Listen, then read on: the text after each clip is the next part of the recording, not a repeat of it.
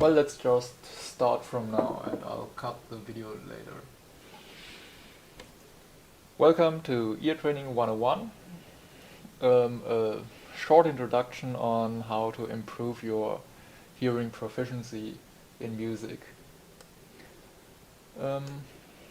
This is the projected table of contents, but actually I only finished on these 2 points, on the introduction part and the pitch hearing part. But that's already a lot of content, so I think I'll just do these stuff in a part 2.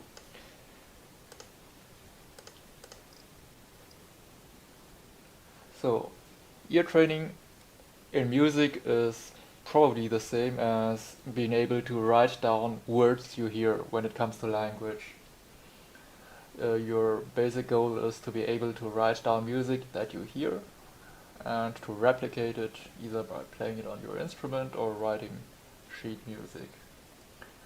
There are 3 major aspects to ear training, one of which is pitch recognition, to be able to hear whether a note or a pitch you hear is an A or an E or an D or whatever. Then there is rhythm, like the meter or the rhythmic pattern of the notes that are played. And then there is timbre, which means being able to recognize different instruments by their sound. So if you have a group of instruments playing, you might be able to recognize all the pitches, but if you're not able to allocate those pitches to the respective instrument, that's for naught. In a more complex context of composing, it could mean you are able to recognize certain playing techniques. For example, if a stringed instrument is playing a note on, let's say, a violin, whether the violinist is playing this note on his G string or on his A string or on his E string, stuff like that. Well, applications, as I've said, is transcribing and learning pieces by ear, but also ear training helps you controlling your own playing or your band's playing. So you are able to hear if someone is playing way off key, for example. And of course, for composers, you will be able to analyze pieces you hear without having to look at the sheet music, at least in the rough.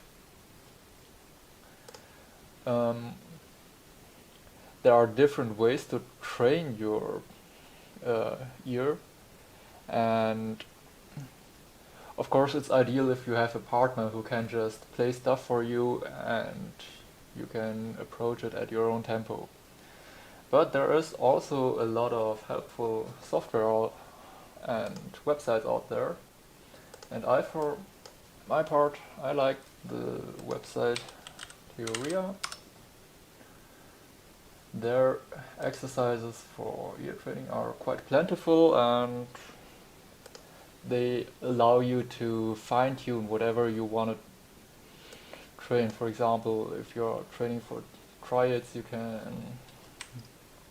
have the site only give you major triads or only minor triads and inversions and so on. So yeah, if you're on your own and want to trade with some software, this is my recommendation.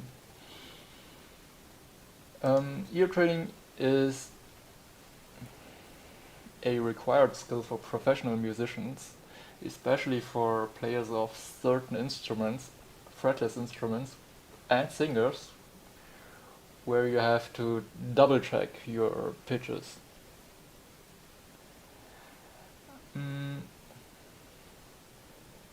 Of course, having a foundation of theoretical knowledge helps quite a lot because, well, that on one hand that facilitates a recognition, but also that implies that you have been exposed to some kind of music listening before. Alright, so much for the introduction. Let's go to the part about pitch hearing. So for a lot of people, absolute pitch seems to be the best thing that can happen to you if you're a musician. And absolute pitch means you're able to identify a note right on the spot. For example, if I blindly tap on my piano, that's a C. That would be absolute pitch. It's a fairly rare phenomenon. Like 1 in 10,000 people have absolute pitch. And interestingly, it's more prevalent in Eastern Asian countries. Maybe because they do speak tonal languages. That means the kind or the way you intonate a word changes the meaning of Asian words. So these people are sensitized to pitches through language, and that seems to be beneficial to developing absolute pitch. I could give you one example from Chinese. Chinese is a tonal language, so if you speak the same word, let's say ma, the word ma, if you pronounce it ma, this means mother. If you pronounce it ma, that means to scold someone. So it's the same word but with a different pitch, and stuff like that causes Chinese and Asian people to develop absolute pitch more often than Western people. Researchers think that absolute pitch might be teachable to people, but only to infants and during a very short time window, which is around birth. It's called the critical phase of auditory development. Therefore, it's not possible to teach absolute pitch to adults. Also, other research suggests that absolute pitch is somehow linked to genes. At least one gene has been found in absolute pitch listeners, and people without absolute pitch seem also to lack this gene. Well, further research is needed. The accuracy of absolute pitch does vary from person to person though. Some people can only recognize semitones like C and C sharp, but other absolute pitch people can also recognize like quarter tones or even down to cents, which is 1/100th of a semitone. The accuracy of absolute pitch can actually be trained if you have absolute pitch, and it can deteriorate if you lack exposure. Then there's this thing called selective absolute pitch, which means you can only hear absolute notes on certain instruments. For example, you might be able to recognize notes on the piano, no problem.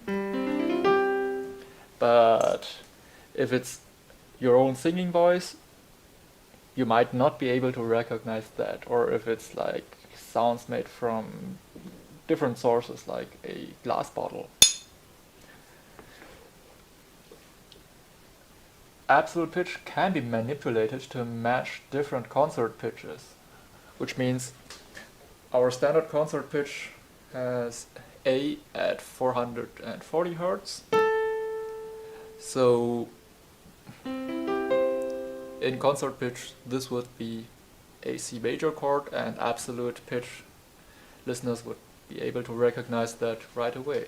But if I said, no, I want this one as concert pitch, this is now an A, and therefore this is C major, it will throw off some absolute pitch listeners because they're used to have this as C major. But throughout history, concert pitches have been different. Like in Baroque times, the A was about a semitone lower than nowadays. So if people decide to play Baroque pieces in Baroque tune, absolute pitch listeners will be thrown off. But they can manipulate their own minds and adjust their listening. But they have to do it actively. Well, since absolute pitch can't be taught, we will be focusing on relative pitch, which can be taught, and which is actually a bit more useful than absolute pitch, I'd say. Relative pitch means you are able to tell the distance of a note from another note. So if I were to tell you this is a C, what is this note? And a relative pitch listener would say, oh, that's a perfect fifth upwards from C, so that's a G. Also, relative pitch means you are able to identify intervals between two pitches. For example, this.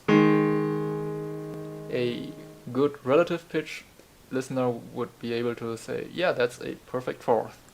I don't know what the exact pitches are, but that's a perfect fourth. And relative pitch can be learned. And it's pretty mandatory for singers because they do have to compare their own voice to each note that they sing. So if they want to sing a major scale, da, da, da, da, da, they have to be able to determine if they're off or not. Certain instruments like violins and cellos and the likes require relative pitch for the very same reason. Then there is a very, very rare case of tone deafness, which is called amusia. It doesn't come from amusement, but from words like asexual or asocial. Amusia means amusical. It's the disability to distinguish between notes or rhythms despite having healthy hearing organs. And it's either a condition that you have from birth on, or it's caused by brain damage. So if you don't have brain damage and are not born tone deaf, you can learn and obtain relative pitch. And maybe a little something for motivation, absolute pitch does have its shortcomings. So we are only able to recognize pitches, absolute pitch listeners, but not their harmonic context. So, for example, I could tell this is E flat, A flat, C, but without any training in theory, I couldn't tell you that's an A flat major chord in its second inversion. So also, absolute pitch learners, they do have to learn theory, obviously. But since they are able to recognize tones right away, they often are tempted to neglect theory and singing or do it haphazardly. Whereas relative pitch listeners, they have to learn and practice properly and therefore do have a solid knowledge of theory, one way or the other. Absolute pitch listeners can be thrown off by a different concert pitch, as I've mentioned earlier, and obviously absolute pitch does not help with recognizing rhythm or tempo. And well, it doesn't help with tonal memory, which means being able to remember a lot of notes or long segments of melodies. Well, so much for the facts about different pitches. And we will start with tonic do solfege as a tool of relative pitch. Solfege is an education method for pitch hearing and for sight singing, and it's using a method called solmization. Solmization was developed somewhere back then in medieval times, and what it does is it takes a major scale like this one, and each degree of the scale gets its own syllable. So you can sing it easily. The first syllable is do. Second one is re, mi, fa, sol, la, ti, do. And the approach would be to have solfege students learn the do re mi scale, the major scale, by heart, so they could replicate it anytime they are given any tone as do. For example, if I were to say, this is now do, do, then you should be able to sing a major scale on this one using these syllables. Do, do, re, mi, fa, sol, la, ti, do. Or if you're given another note, do, do, re, mi, fa, sol, la, ti, do. I suck at singing, I'm not a singer, but that's the idea of solfege. For the minor scale, you just start on the 6th degree of the major scale. So if this note were to be the root of a minor scale, la, la, ti, do, re, mi, fa, sol, la. Ugh. So these syllables, they do not refer to absolute pitches, but only to relative pitches within major and minor scales. And you do have the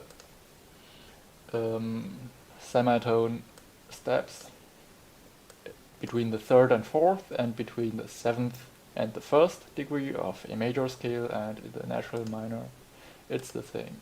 So you always have the semitone between mi and fa and ti and do.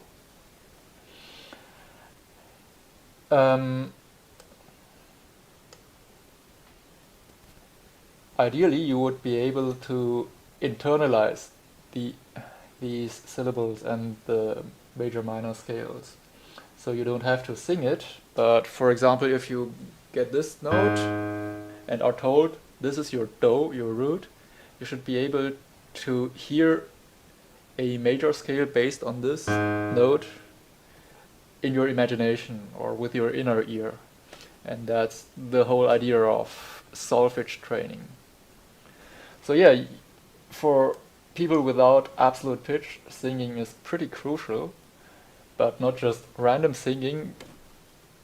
Instead, use solfege to have a reference which stays the same every time, because lots of pieces and songs are in either major or minor key, and you can just reuse these syllables over and over, which will help make them sink in. You don't have to sing very beautifully, but it's sufficient that you are able to hit the notes cleanly. In the beginning, you will have to use the piano to double check. For example, I want to sing a major scale downwards, so this is my do, do, do, ti, la, so, fa, mi, re, do. And then I can check if I actually did arrive on the right note. No. About okay. Or you can say I want to start somewhere in the middle. For example, I want to take this note as mi and go up like 4 degrees. So that would be mi, fa, sol, la, mi, fa, sol, la, mi, fa, sol, la. Okay. Seems about right. If you're wondering why my singing sucks so much, I do have absolute pitch. I don't need to sing, I can recognize these notes, so I don't have much training in singing. Alright, what else?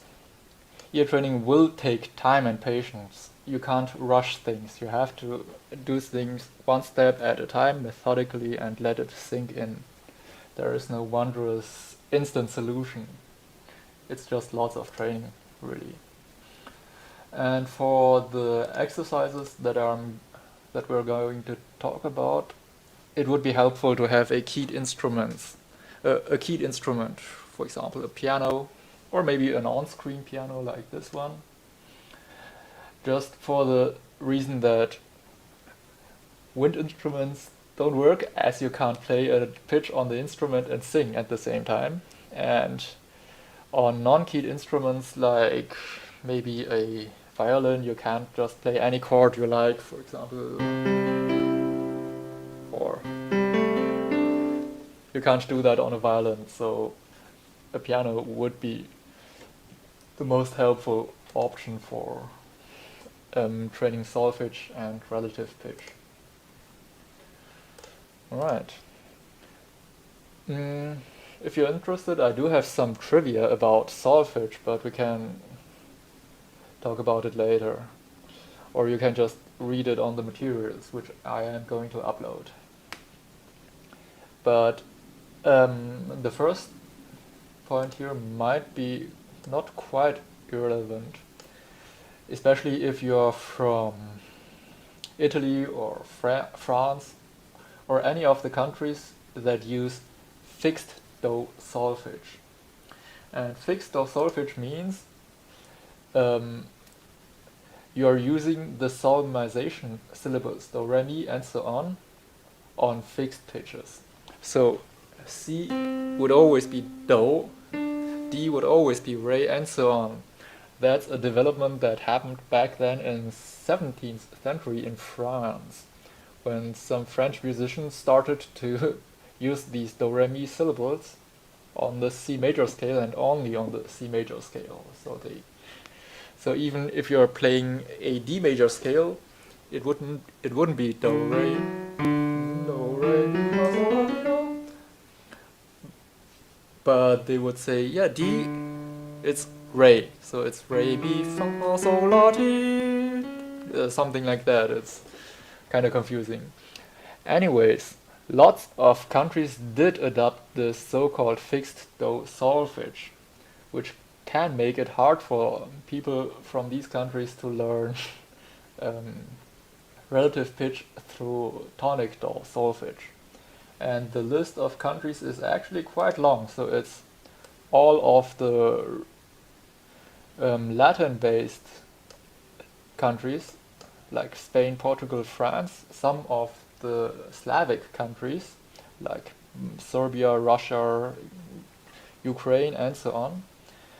And, well, Turkey and Israel for some reason, but that's just on the side.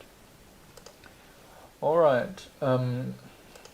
Interestingly, there is a quite related system to the tonic do solfege, which is the Chinese numbered notation, which is a way to notate music through tonic do solfege, where the numbers 1 to 7 are just allocated to the syllables do throughout do to C. And what is also related would be, of course, the scale degrees, which are called tonic, supertonic, median, subdominant, and whatnot, but they are not very singable. So if you have a melody like this, you can't sing tonic, median, dominant, tonic, or whatever. So do, re, mi would be way easier. Do, mi, so, do. Also for recognizing it. Well, mensural notation of medieval music, well, I'll just skip it. You can read it later. So the first step in getting a relative pitch is to hear and sing pitches often. So I've taken some exercises from an educational source, and we can just quickly walk through it in order to give you an idea how people would train to sharpen their ears. So first, they would train on single pitches. They would determine their singing range. For example, for a male voice, that would be somewhere in this range. Wait a sec. So in this range. So play any pitches within this range and let the piano ring and sing this note.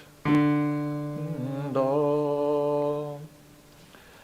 And a variation would be play the note, let the note ring, don't let it ring, let the note stop, and then sing it. Do. Well, and afterwards, of course, double track with the piano. And the next would be play pitches outside of your singing range, so outside this range. So for example here. And then transpose this pitch down by octaves. For example, no, and then double track. Yeah, that's about right. That's a D.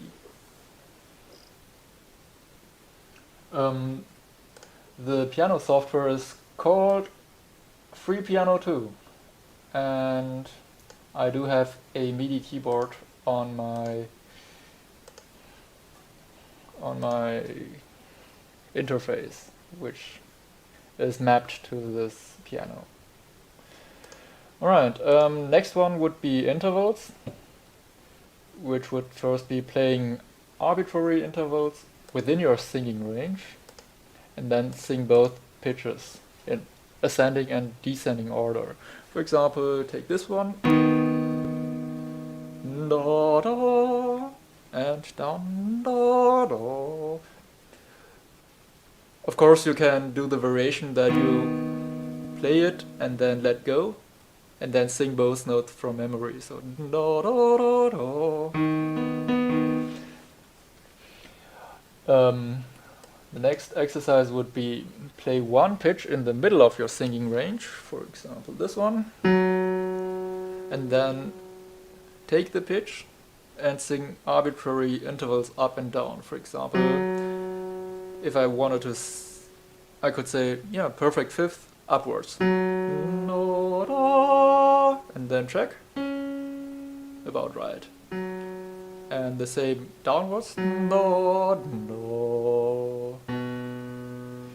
or take this one and say go up a major third, and go a major third down. Well, I think this should be pretty self-explanatory. These exercises are meant for you to have a lot of exposure to intervals and pitches to help you recognize pitches. Especially the last exercise in the series about intervals, blindly play two pitches, so I'll maybe just move this one out of view and blindly tap two. Then memorize both, sing them, da da. Maybe try to tell the interval. Oops. That should be a major sixth. Should be about right. Okay, the next one would be exercising on scales. So play any scale up and down slowly, and always imagine the next step on the scale before actually playing it. So let's take C sharp major, for example.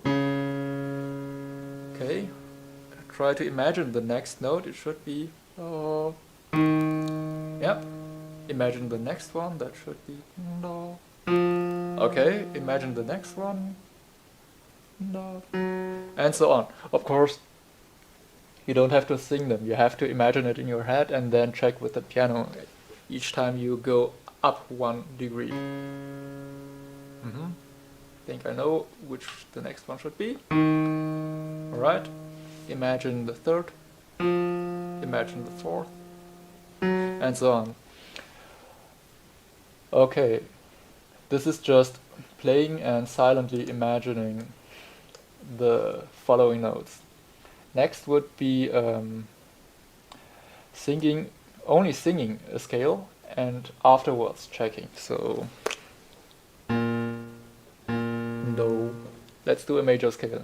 Do, re, mi, fa, sol, la, ti, do. Close enough. Of course, you don't have to stick to major and minor scales. You can also use modal scales like Dorian. For Dorian, you just take your do, re, mi scale and start at the 2nd degree. So if I were to sing a Dorian scale on this note, I would just have to imagine this as re, mi, fa, sol, la, ti, do, re. Okay. Seems correct. And that's how you practice, well, scales. Of course, you can try to do it all in your head and then check with the piano. So just imagine a Dorian scale starting from here and then check on the piano. The next one is particularly interesting in my opinion, which has alternate between playing and singing notes of scales. So let's take a D Dorian scale and alternate between singing and playing. Do, do, do, do, and check.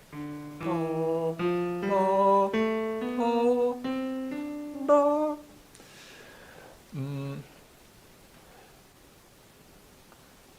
And yeah, when you sing, try to use a relative reference instead of like saying E, F, G, B, D, because that's an absolute thing and it's not very helpful. Instead, try to use the solmization syllables, or if you have to sing the degrees, like 2, 4, 6, 1.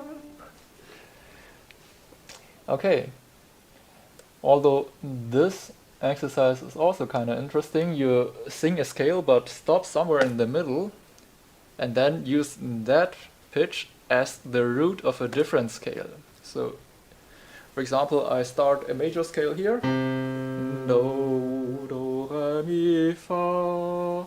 I stop at this one and fa, and say this is now my new do, my new root. Do, and then I start a major scale here. Do, re, mi, fa, sol.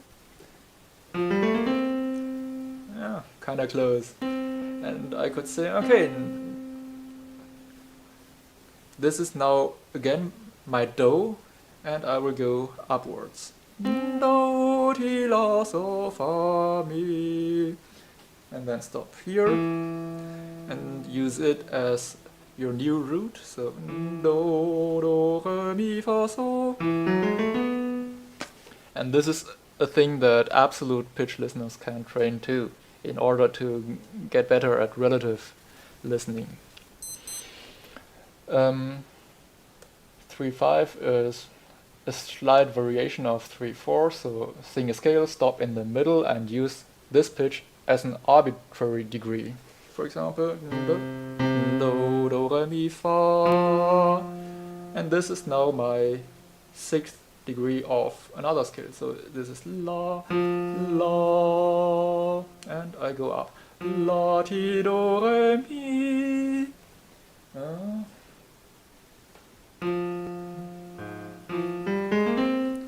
Should be about right. And the last one might be especially interesting for people who like jazz. So sing a scale and alter 1 degree. For example, we take a major scale, and we say we raised the fourth, only the fourth. Do, re, mi, fa, sol, la, ti, do, fa. Not perfect, but almost. Okay, and after you are through with your scales and have a pretty good idea about how scales sound, you would go on to chords. Start with triads or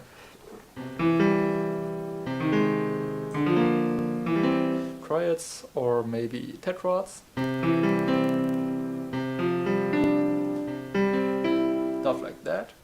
Or maybe extended jazz chords, but it's better to just start simple.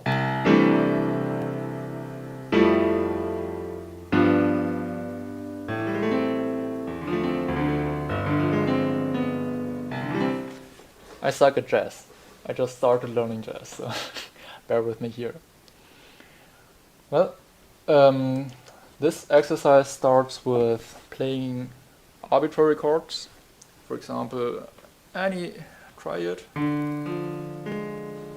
And take and sing the lowest and the highest note. Lowest note, no. Highest note, no. No, no. And the next step would be to sing all notes of the chord. So, for example, do, do, do, do. But maybe start with the outer notes. Do, di, do, do. Okay. Next one, pick one pitch in your lower voice range, maybe this one, and sing arbitrary chords on this note, up and down. For example, da da da da da da, da da da da da da da, da da da da da, stuff like that. But you should have an idea what chord you are going to sing. So, for example, a minor triad, da da da. A major triad in its first inversion, da da da. A half diminished seventh chord in its third inversion, da da da da. That would be this exercise. Next one, play different pitches and sing the same chord up and down from there, and use solmization. And what that means is you take some note in the middle of your voice range and you would say, I will sing a major triad. So major triad upwards, do, mi, so. If you can't find the third and fifth right away, you would try to use your solfege scale, do, re, mi, fa, so, do, mi, so, and then do the same but downwards. So now this tone, this pitch is your so, so, do, so, mi, do, so, fa, mi, re, do, stuff like that. And then, yeah, do the same with all kinds of pitches like so, do, mi. Oh, that's too high for me. Mi, do, so. Well, that's not quite easy. Next would be play two pitches and sing one or two additional pitches to get a full chord. For example, you start with this two and then start to build a major triad. Or no, do. Or maybe a first inversion chord. No, do, do. Or maybe a German chord. No, do, do. Or do the same with a note below. Maybe a augmented chord. Do, do, di. Not quite, but almost.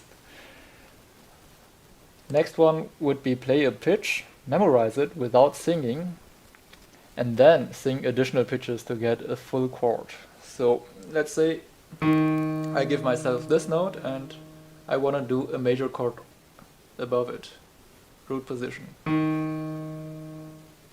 I let go of the key and then sing the chord do, mi, so, and then check. Or I do the same backwards, going down, play the note, let go, so, mi, do, and then check. And lastly, this one is gonna be all in your head, so play a note, imagine a chord, and then check.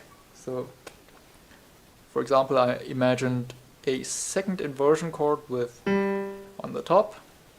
I try to hear the notes with my inner ear and then check.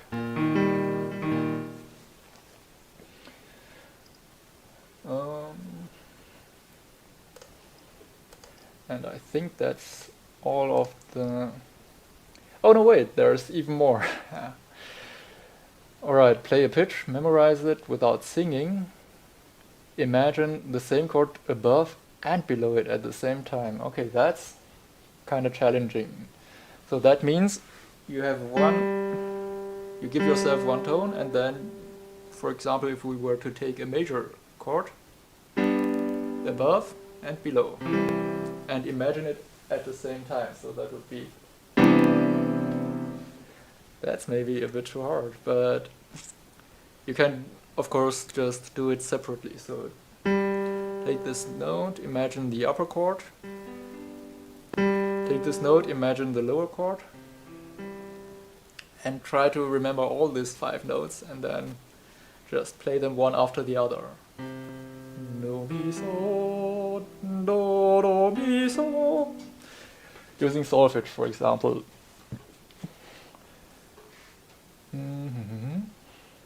Okay, the next one is also kind of interesting. Play a pitch, sing an arbitrary chord starting from here. Do, fa, la.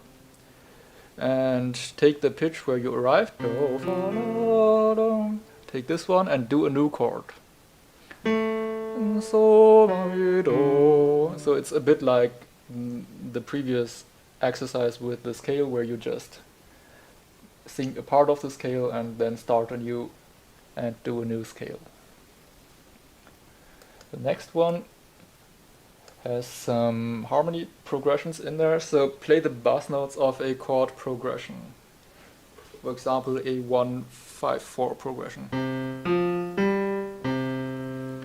And then sing the upper notes to each chord. So do, mi, so, do, la, do, so, ti, re, so, do, mi.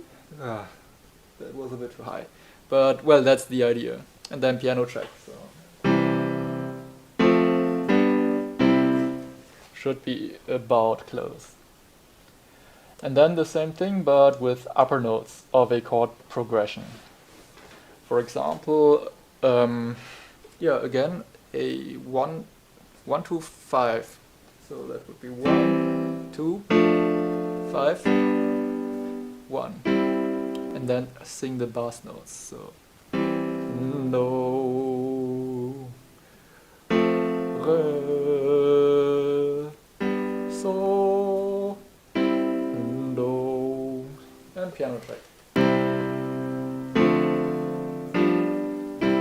Should be close enough.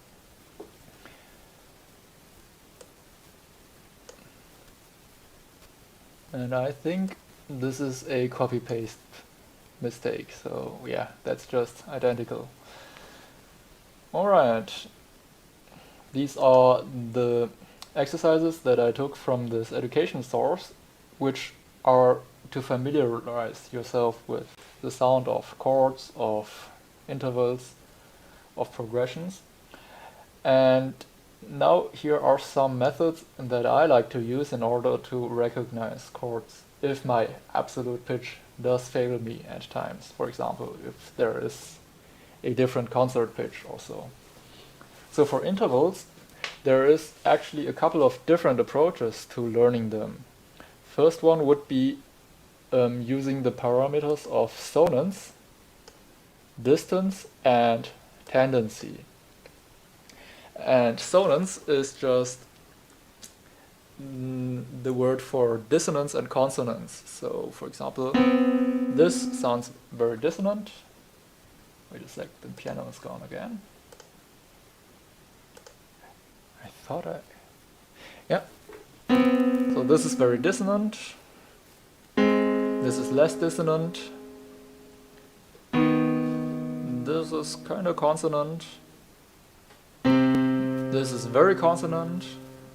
And stuff like this. That is sonance.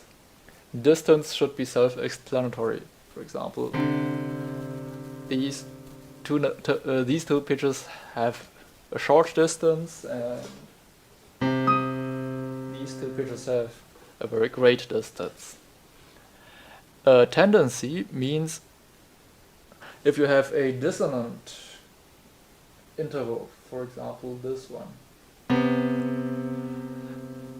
Dissonant intervals always kind of want to resolve into a less dissonant interval. So that's the tendency. This interval has the tendency to resolve upwards. And the way to approach them would be to start with the open consonances, which are the perfect eighth.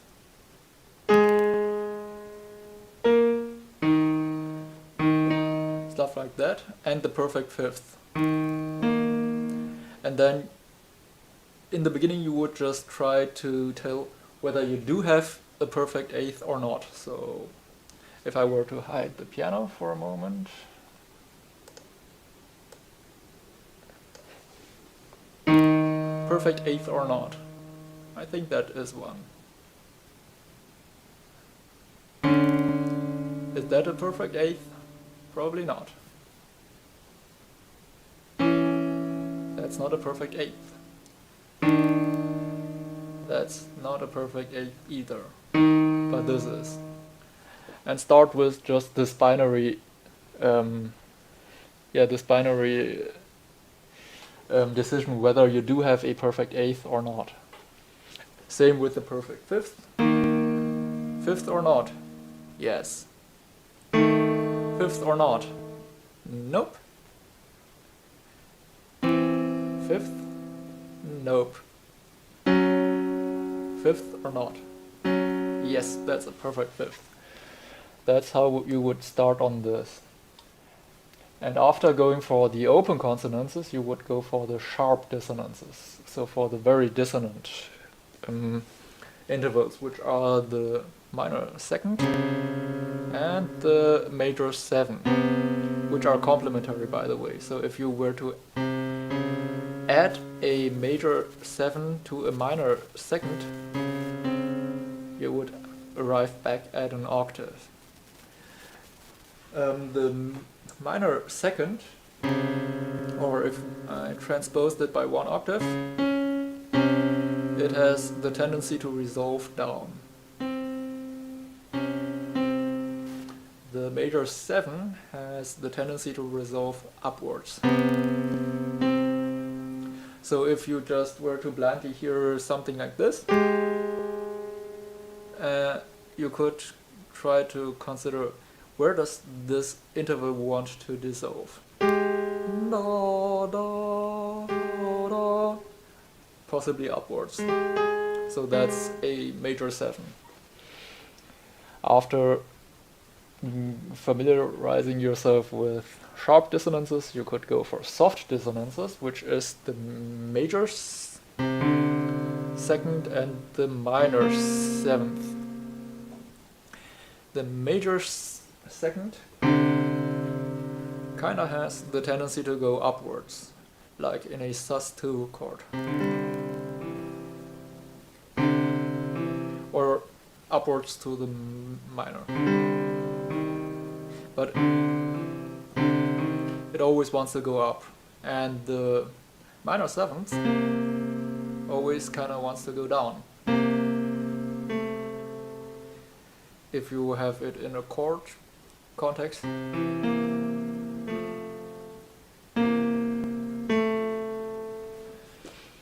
Or down to a minor chord. But it always wants to go down. Then there is the soft consonances, which is the major and minor third, which sound quite stable, so they don't really wanna or need to resolve. Same with the minor and major sixth. These also sound kinda stable. And then there is the tritone, which sounds kinda unstable, and the tritone wants to has the tendency to resolve into two directions. So either outwards, like this, or inwards to a minor or a major third.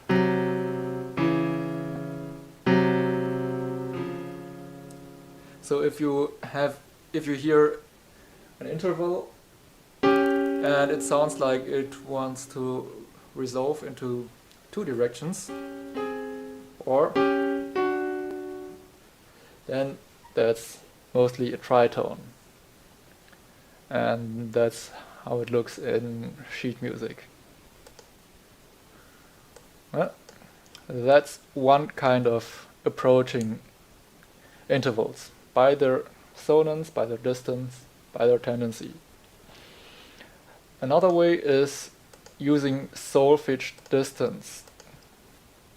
Wait a sec. There we go. Which means if you do get two pitches, you can take one of the pitches as your solfege do.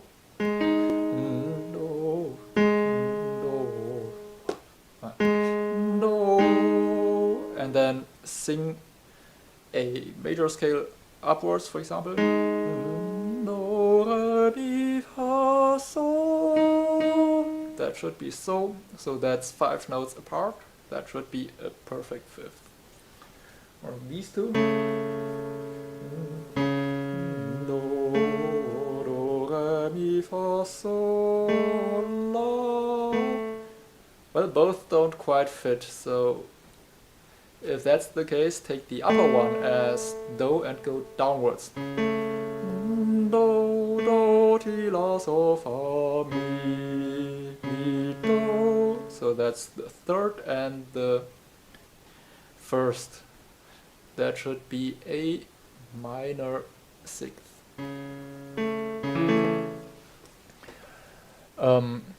Actually, that's the method I use when my perfect pitch does fail me at times. A third method would be to associate chords with certain intervals. For example, the major third is commonly associated with the major triad, and the minor third is associated with the minor triad. Or the minor 7 is often associated with a dominant 7 chord.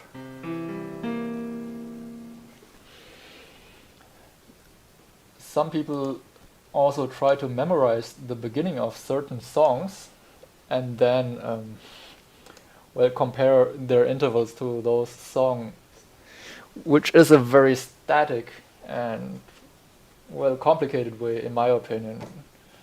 So, for example, you could say, I want to memorize the minor second by Beethoven's Ninth. So if I hear any interval that might be a minor second, I will take the lower one and try to sing Beethoven on it. Mi, mi, mi, fa, so, fa, mi. Okay, that fits, so that's probably a minor second, stuff like that. But I don't like song beginnings. But who am I to speak? Okay, next one would be how to recognize whole scales or melody. But the thing is, if you're kinda sure or kinda certain about intervals, scales and melodies happen on their own. So basically, if you hear any melody, you should first try to find the root note of this. So, well, it sounds like the first note is the root, so that's my do. And then I just compare every note I hear to the solfege do scale. Do, do, re, mi, fa, sol. Do, re, mi. That's a jump. Do, re, mi. Do, re, mi, so, fa. Fa, la, so. And so on. And, well, that's how I'd go about melodies. Now, chords, recognizing chords might be a bit harder. So when you practice recognizing chords, I would suggest you start on practicing on melodic chords. And melodic just means that the chords are broken, so they are played in a melody context. This is a melodic C chord, and this is a harmonic C chord. All notes happen at the same time. I think the page Theoria does offer to listen to notes melodically and harmonically. So, exercises, try it.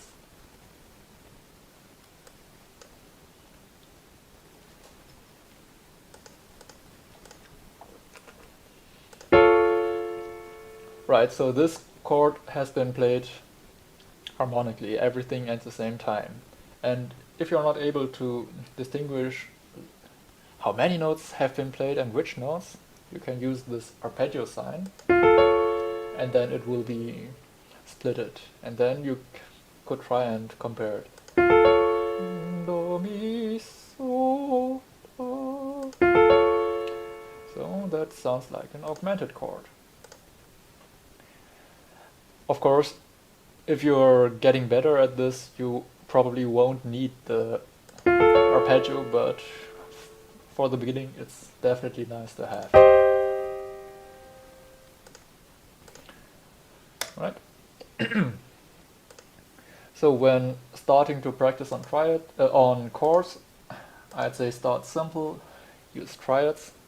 There are four kinds of triads: major, minor, diminished, and augmented.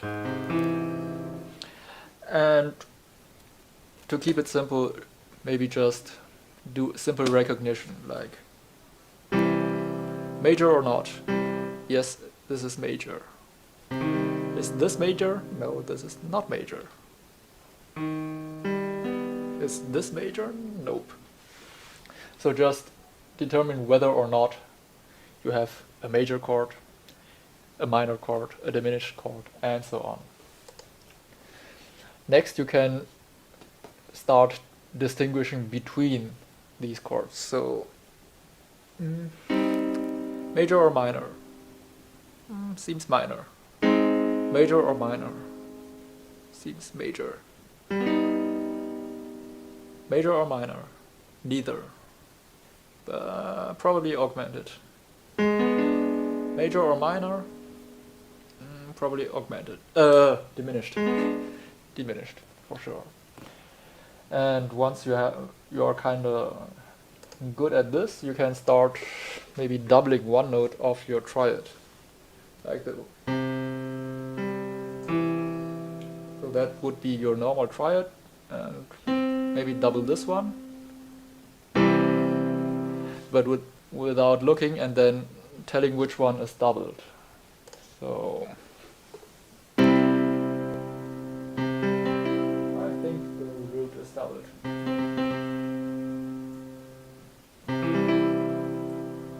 I think the third is doubled. And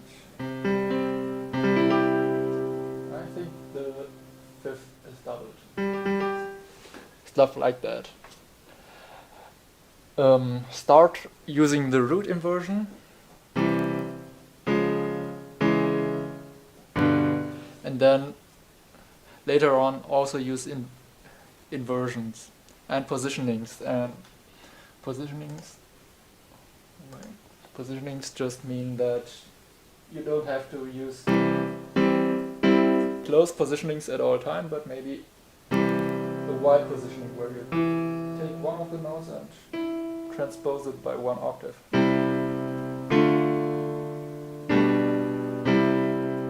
Stuff like that. So yeah, major, minor, major, major. And of course, when you do use inversions, try to recognize which inversion you have. Do, so, mi. Do is in the bass, so that's definitely root. I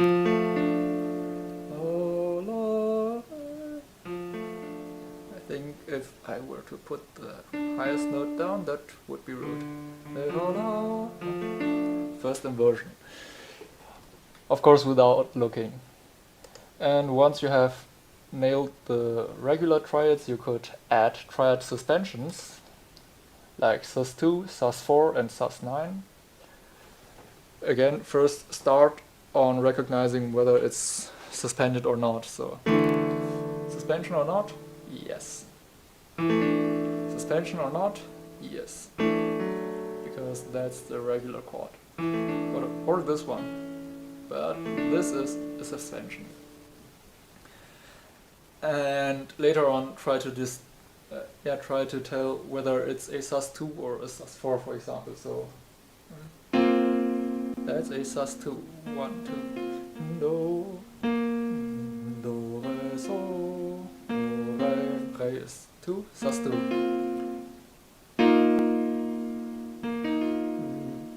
Do, fa, so, fa, sus4. And well, the difference between a sus2 and a sus9, the sus2 does resolve upwards to the third, so you don't have a third in your sus2 chord. And the sus9, the ninth degree is the same as the second, but the ninth does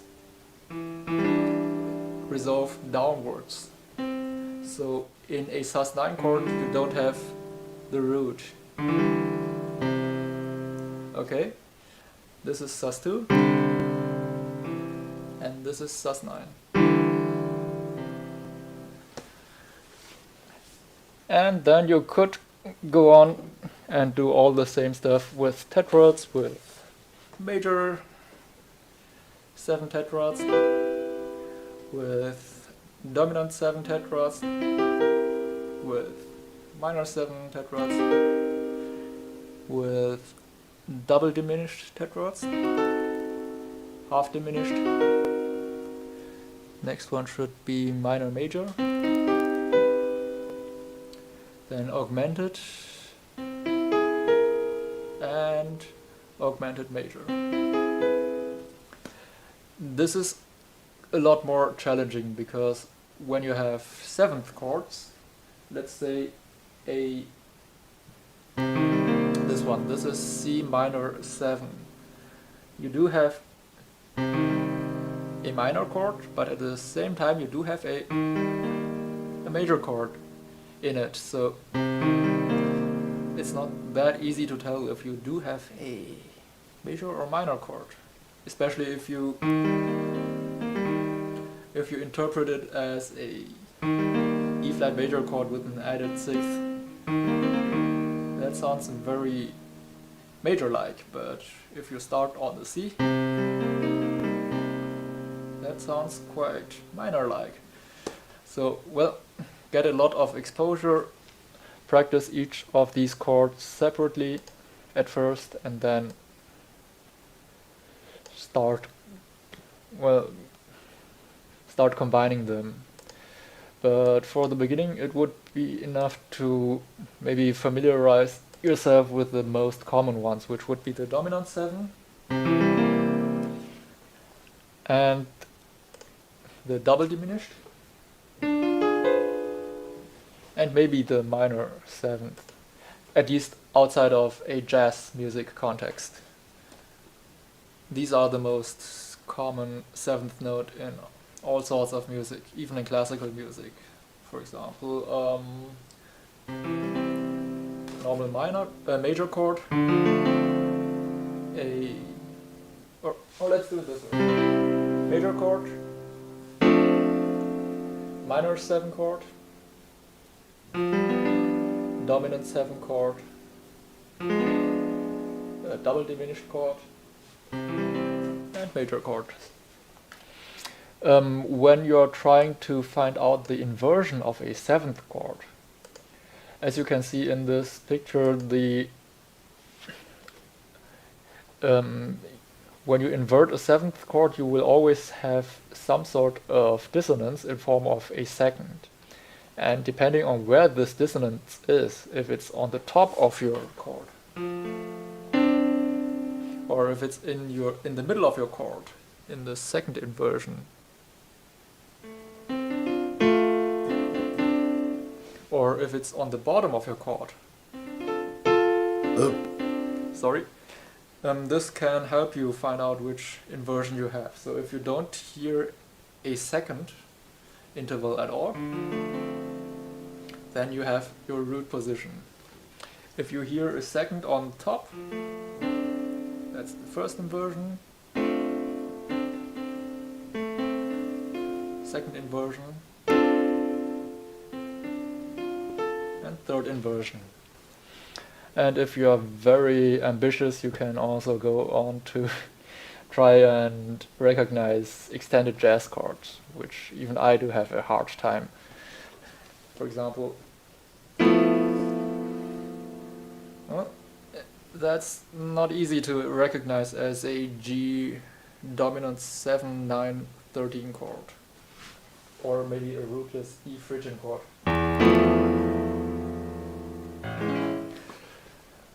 Well, but the page Theoria does also offer training on extended chords, interestingly. Which is here, exercises, chords, extended chords.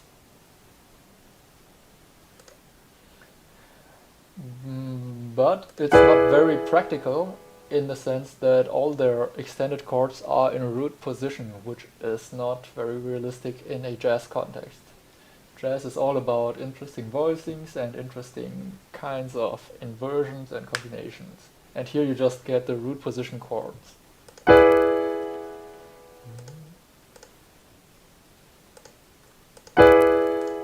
Well, also they also only give you one extension. And jazz chords can have up to 3 extensions. So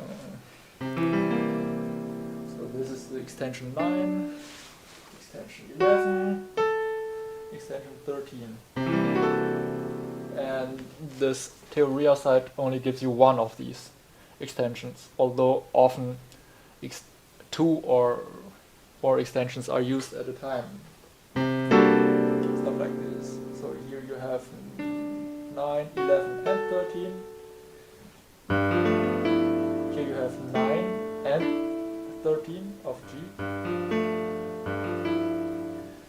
And that page only gives you one extension per chord. So that's not very realistic at all, but it's a good place to get started.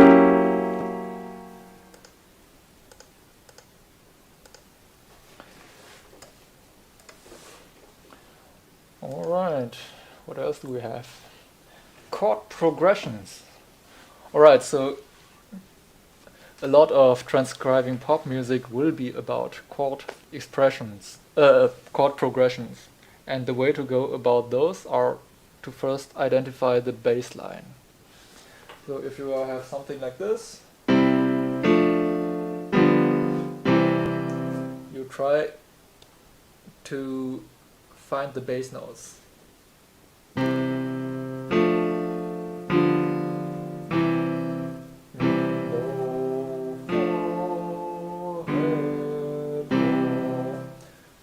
I'll just stick with this example.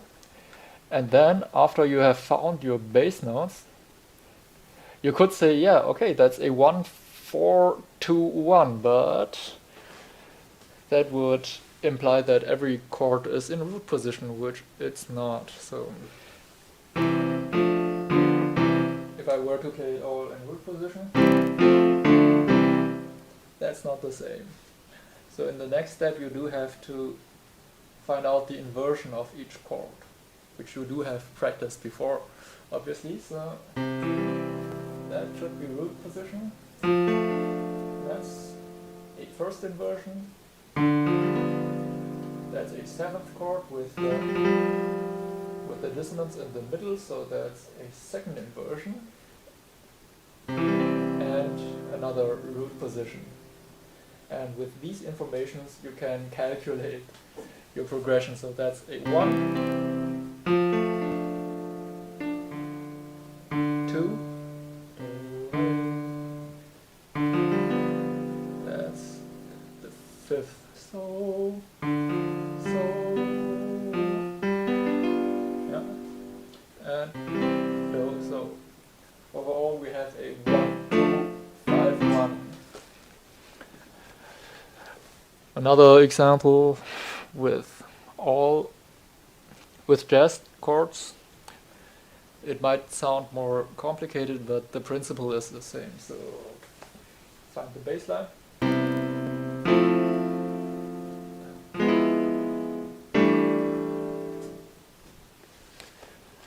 Maybe show the piano just for low,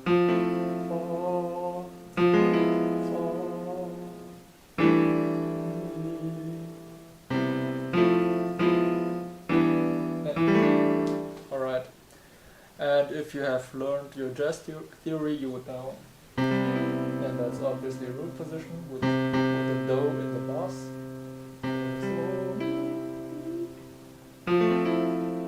This is a rootless 2 chord, but without the root. This is a rootless voicing for the 5th. And that is a rootless 1. So this is that's a 1, 2, 5, 1. Or if you were to add the roots.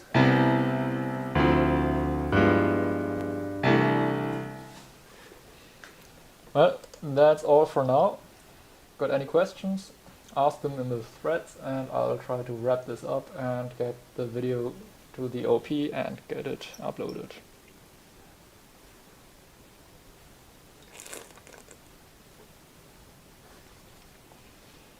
Yeah, so the software used. This is Free Piano, which you can play using your computer keyboard or using your MIDI keyboard. And you can even use different MIDI instruments or virtual instruments if you have any. The software for writing the notes is called Lillipond, and it's all written in source code and then compiled into a pretty and neat PDF. The editing program is called Frescobaldi. Well, thanks for tuning in, and I will come up with part 2 whenever I'm done with it. Part 2 will be about rhythm and maybe a little bit about timbre, at least a couple of interesting facts, and we will try to write down a piece by ear. Actually, we could try to do it right now. I think there was one anon. Oopsie. Oops! One anon in the thread who posted a little piece he wrote, a little pop song, and we can try to transcribe it by ear. Oh, where is that?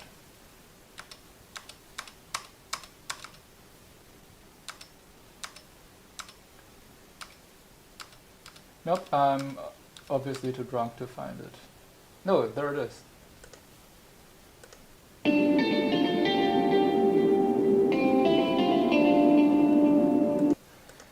Okay, so what I hear is Re, La, Fa, So.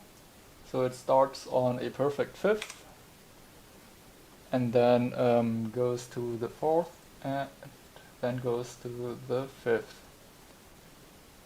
with the key being D Dorian. Wait a sec, I need to change my desktop or YouTube might, don't know, might hit me. Okay, so let's re-listen to it.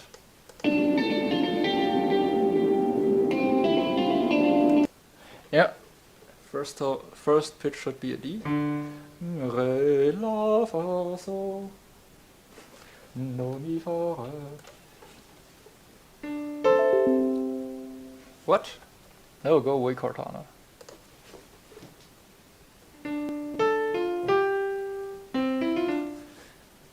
I can't even have it shown this way.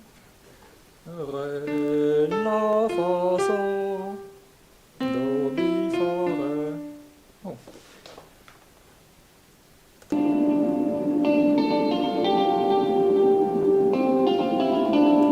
Okay, so the second time it's Re, La, Fa, So, Do, Fa, Mi, Re.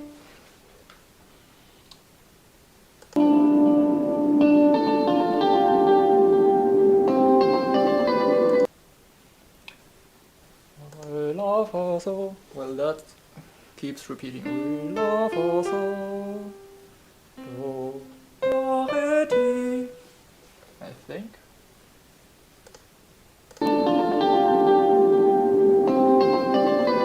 Yeah.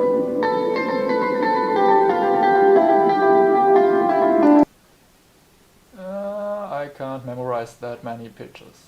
Yeah, my tonal memory isn't great.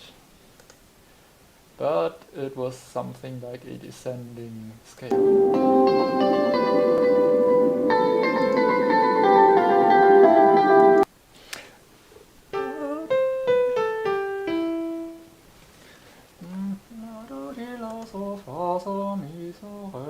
Something like this. And basically that's how you would go about transcribing songs. Compare it against your inner solfege.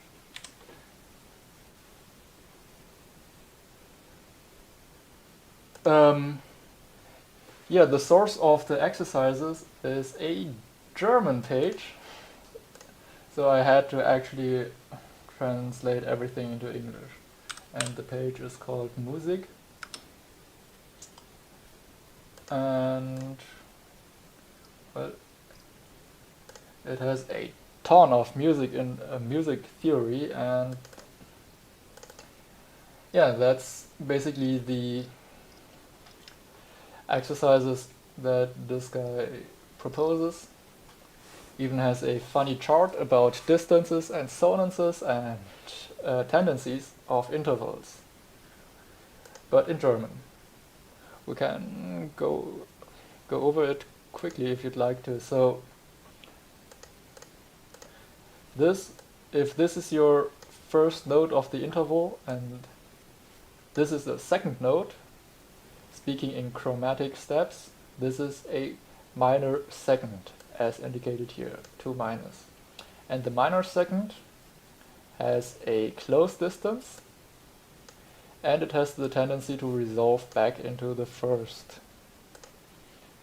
And another example, this is the major second. If you compare these two notes, they still have a low distance and the tendency to resolve towards the third, resolve upwards. Stuff like that.